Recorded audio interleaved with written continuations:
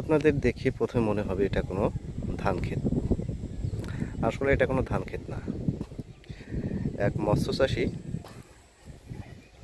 তার জমিতে মাছ চাষ করার পর যখন পরিত্যক্ত ছিল তখন তিনি কিছু ধানের বীজ এবং কিছু ঘাসের বীজ ছিটিয়ে দেন। পরবর্তীতে এইসব বীজ থেকে বিভিন্ন ধরনের ধানের গাছ বা ঘাসের জন্ম হয়। তিনি এইসব গাছকে অনেক যত্ন করে বড় করেছেন। এখন পুরোটাই আগাছা হিসেবে দেখতে পাচ্ছেন। এসব গাছ যত্ন করে বড় করার কারণ হচ্ছে তিনি পরবর্তীতে এখানে পানি দিয়ে যেগুলো রাক্ষসী টাইপের মাছ আছে, যেমন চিতল মাছ, পাঙ্গাস মাছ, এসব মাছ চাষ করবেন। আসলে কৃষকের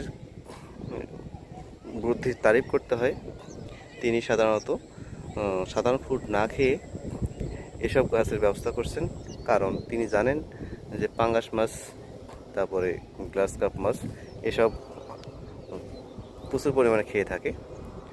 তাই তিনি বুদ্ধি করে এই কাজটা করেছেন, যাতে সেসব মাছকে খাদ্য দিতে না হয়, বা খাদ্য দিলে খুব কম পরিমাণ খাদ্য দিতে হয়।